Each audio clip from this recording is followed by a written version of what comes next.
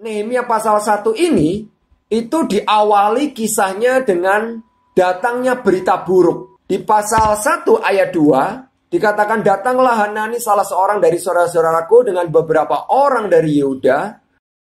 Lalu Nehemia dikatakan menanyakan mereka tentang orang-orang Yahudi yang terluput, yang terhindar dari penawanan, dan tentang Yerusalem. Nah, ini kabar buruknya gitu ya. Hanani dan kawan-kawan Nehemia mengatakan, orang-orang yang masih tinggal di daerah sana, mereka dikatakan ada dalam kesukaran besar dan dalam keadaan tercela. Tembok Yerusalem telah terbongkar dan pintu-pintu gerbangnya telah terbakar. Kondisi Yerusalem pada waktu itu sangat-sangat parah. 3 kali serbuan Babel, ya, yang terakhir itu 586 tahun 586 sebelum Masehi, itu betul-betul memporak-porandakan kota itu, ya. Bukan hanya secara fisik, ya, secara fisik jelas karena tembok Yerusalem dibakar, ya, bait suci dibakar, ya, tetapi juga secara sosial, ya, orang-orang bangsawan, orang-orang pintar itu dibuang ke pembuangan. Jadi yang tinggal itu tinggal rakyat jelata yang tersisa, ya. Hancurnya tembok itu artinya kota itu tanpa kedaulatan, ya. Jadi pada waktu itu tembok itu sangat-sangat penting karena itu menjadi bukan cuma pertahanan tetapi juga kehormatan, kedaulatan, ya, satu kota. Nah, sehingga orang Israel lebih memilih tinggal di pedesaan di luar Yerusalem. Kenapa? Karena mungkin lebih aman dan juga untuk mendapatkan penghidupan. Nah, di dalam kondisi seperti ini bagaimana respon Nehemia, ya? Nah, firman Tuhan mengatakan ketika aku dengar berita ini, ya, duduklah aku menangis dan berkabung selama beberapa hari. Dikatakan aku berpuasa dan berdoa ke hadirat Allah semesta langit, ya. Duka cita ini tidak sekedar emosi sesaat. Kenapa? Karena dia mengalami duka cita ini, mengalami perkabungan ini, dia doa dan puasa ini sampai kira-kira lebih dari 4 bulan, ya. Karena dikatakan dari bulan Kislu sampai bulan Nisan, ya. Kedatangan Hanani dan kawan-kawan itu bulan Kislu, ya. Nehemia, dia ini bukan menangis untuk dirinya, bukan untuk keluarganya, tetapi lebih-lebih untuk bangsanya. Jadi pertanyaan refleksi buat kita pada saat ini adalah, kapan terakhir kali engkau sedih, kapan terakhir kali engkau berduka, ya. Dan apa yang membuat engkau sedih atau berduka? Pertanyaannya yang lebih penting adalah, apakah engkau mengerti hati Allah, ya? Dan apakah engkau menangis ketika hati Allah itu menangis, ya? Nah, teman-teman, seorang yang bernama Bob Pierce, dia mendirikan suatu lembaga besar, itu WVI. Jadi dia mengatakan, let my heart be broken with the things that break God's heart. Ya, saya juga percaya pasti Allah juga sedih. Banyak orang meninggal karena COVID. Pertanyaannya adalah, kapan kita terakhir kali menangis bersama-sama Allah? Ya, ketika misalnya pemuritan melemah di kampus kita, saya percaya Allah juga sedih. Ketika ada banyak orang-orang yang belum mendengar Injil, percaya Allah juga sedih. Ya, pertanyaannya, kapan terakhir kali kita sedih, ya, bersama-sama dengan Allah, ya? Sejauh mana kita peka dengan hati Allah? Kalau kita belajar tentang Nehemia, sebetulnya kitab Nehemia ini adalah panggilan, khususnya di dalam pasal 1 ini, ya. Sedang dibutuhkan orang-orang yang peduli akan kesukaran yang sedang terjadi. Teman-teman, ini adalah karakteristik pemimpin Kristen yang pertama, tidak cuek. Tidak masa bodoh, ya. Orang-orang yang melihat dan mengerti bahwa kesukaran itu dipakai Tuhan untuk menyatakan hatinya, untuk memanggil anak-anaknya, untuk meresponi, untuk bertindak, untuk berdoa, ya. Dan yang kedua, dicari pemimpin Kristen yang mau berlutut, berdoa, berpuasa, menangisi bangsanya.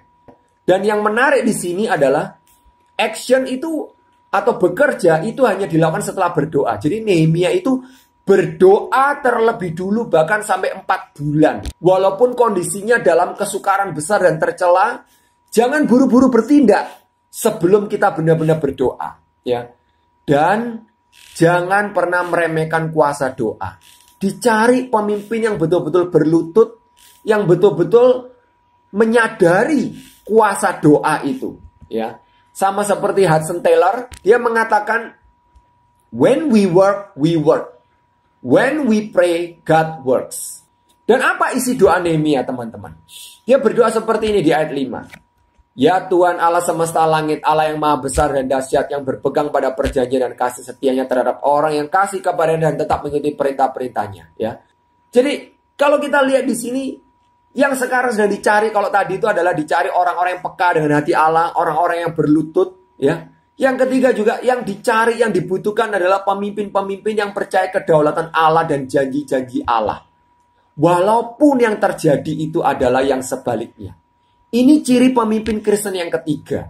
Ketika doa-doa kita tidak kunjung dijawab, kita berpikir, di mana Allah? Sepertinya Allah tidak peduli dengan saya. Ya. Tetapi pemimpin Kristen yang sejati itu orang-orang yang percaya kepada kedaulatan Allah, kepada janji Allah, walaupun yang terjadi adalah sebaliknya. Ya. Bagaimana kehidupan doamu? Apakah engkau tetap mengakui kedaulatan Allah dalam doa dan hidupmu? Ketika situasi nampaknya memburuk, ketika doa-doamu belum terjawab, ketika masalahmu tidak kunjung selesai, apakah engkau tetap berdoa? Teman-teman, kalau kita tidak lagi percaya Allah itu baik, kalau kita tidak percaya Allah itu punya rencana yang indah dalam hidup kita, pasti kita akan berhenti berdoa, pasti kita akan berhenti melayani, dan mungkin kita akan meninggalkan iman Kristen, teman-teman. Nah, ini kata-kata saya, quote yang sempat di-quote di Instagram Perkantas, ya. Percaya pada providensi Allah artinya percaya bahwa Allah itu baik. Allah itu terus memelihara engkau dan Allah punya rencana yang indah untuk engkau, walaupun saat ini yang terjadi adalah sebaliknya. Tidak ada pilihan lain untuk kita selain untuk belajar untuk terus percaya walaupun tidak mudah. Apa isi doa Nehemia yang berikutnya setelah dia mengakui kedaulatan Allah? Dia juga mengaku segala dosa yang orang Israel telah lakukan terhadapmu dan juga aku dan kaum keluargaku. Jadi Nehemia memahami bahwa kondisi Yerusalem dalam kesukaran besar dan tercela itu merupakan konsekuensi dosa. Nehemia itu tidak menyalahkan Allah. Kita itu membutuhkan dicari orang-orang yang bisa melihat akar permasalahan, teman-teman. Tidak menyalahkan Tuhan. Jadi kalau ada masalah, kalau kondisi tidak terjadi seperti yang kita pikirkan, tidak buru-buru menyalahkan Tuhan, tidak mengatakan Tuhan tidak baik. Ini ciri pemimpin yang keempat, ya, pemimpin Kristen yang keempat. Bisa melihat akar masalah, tidak buru-buru menyalahkan Tuhan, ya. Jadi pertanyaannya, teman-teman, apakah ada dosa-dosa yang belum kamu akui dan tinggalkan? Karena akar masalah itu biasanya adalah dosa-dosa kita, pelanggaran kita. Mungkin karena kita lebih mencintai uang, kita lebih mencintai seks, atau lebih mencintai kekuasaan daripada kita mencintai Tuhan, ya. Jadi apakah ada dosa-dosa yang belum kamu akui dan tinggalkan? Kenapa teman-teman perlu kita akui dan tinggalkan? Karena ini akan sangat menghambat pertumbuhanmu dan ini pasti akan menghambat kemajuan pelayanan, ya. Dan mengenali akar permasalahan yang tepat itu menuntun Nehemia pada respon yang tepat, teman-teman. Karena di ayat 8-10 itu doa syafaat Nehemia, ya, itu dibungkus dengan sikap merendahkan diri yang sangat dan dilandaskan atas janji pengampunan dan pemulihan Allah. Ya, kalau Nehemia tidak tahu akar masalahnya adalah dosa, Nehemia bisa berhenti cuma pada membangun tembok. Tetapi karena Nehemia tahu akar masalahnya, dia juga melakukan pembaruan secara rohani. Ya. Dan di sini kita melihat pentingnya misi integral, teman-teman. Ya. Jadi di situ ada loving God, mengasihi Allah, dan loving my neighbor, mengasihi sesama kita, ya. Kita nggak cuma berbicara penginjilan, tapi juga kepedulian kepada lingkungan hidup, kepada orang-orang miskin, pemberdayaan masyarakat, pemberdayaan ekonomi, butuh bantuan modal mungkin, butuh training, ya. Seperti itu, teman-teman, integral mission, ya. Ini semua adalah menjadi satu kesatuan yang utuh dari misi Kristen, ya. Nah, dan akhir doa Nehemia itu apa? Yaitu permohonan, teman-teman, ya. Jadi di ayat 11 menarik, teman-teman, karena doa Nehemia ini diakhiri dengan permohonan supaya dia mendapat belas kasihan dari orang ini. Siapa orang ini?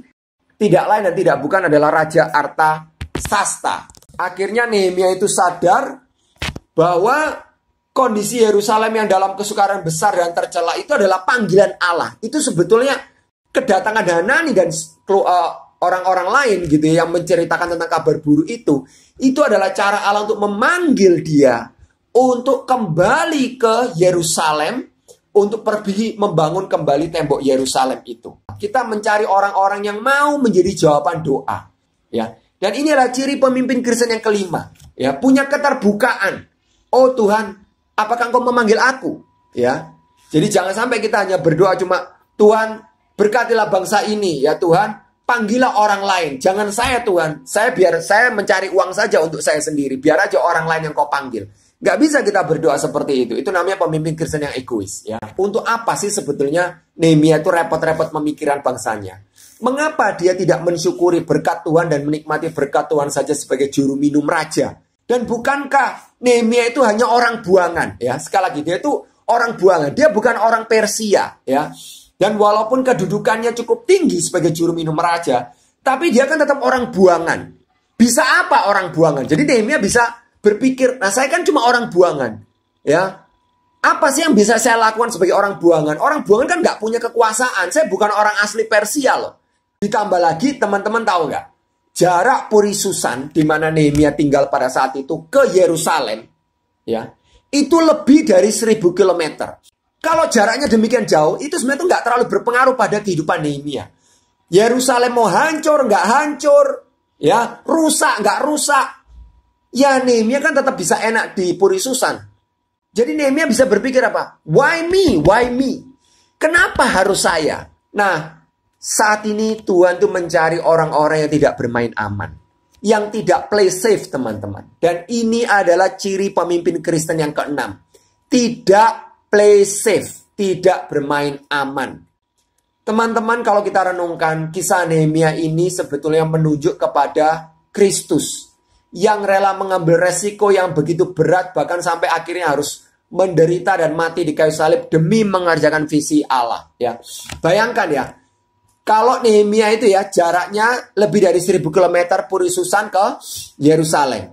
Kristus itu dari sorga ke bumi. Jaraknya itu melampaui 1000 km. Jauh sekali sorga dengan bumi itu jauh sekali, teman-teman. Ya. Dan tidak ada orang yang bisa mengukur jaraknya. Coba, siapa yang pernah mengukur jarak bumi ke sorga? Nggak ada orang yang bisa mengukur. Nah, sebagai penutup, teman-teman, milikilah mental yang seperti ini, ya. Masalahmu, masalahku. Ya, khususnya kalau kita berbicara tentang Allah. Masalah Allah itu harusnya itu menjadi masalah kita. Jadi jadilah pemimpin yang berlutut dalam doa. Jadilah pemimpin yang menangisi kampusmu, kotamu, bangsamu, dunia ini, ya. Milikilah hati Allah. Supaya kita peka menangkap panggilan Allah, ya, sehingga akhirnya hidup kita boleh menjadi hidup yang mengerjakan panggilan Allah, ya. Karena memang untuk itulah kita diciptakan dan ditebus oleh Allah, ya. Nah, sebagai pertanyaan refleksi, dalam hal apa kondisi PMK, kampusmu, gerejamu, mungkin kampungmu, kotamu, bangsamu, bahkan mungkin dunia ini mencemaskan kamu? Renungkan baik-baik. Sudahkah kamu mendoakannya untuk hal-hal yang membuat kamu cemas? Mendoakannya dengan setia. Dan yang terakhir tentunya, apa kamu juga berdoa, ya, bertanya kepada Allah, apakah mungkin Allah meminta kamu yang menjadi jawaban dari doa-doamu itu? Ya. Kiranya kita boleh punya waktu untuk berdiam diri, dan kiranya kita boleh peka dengan pimpinan Tuhan.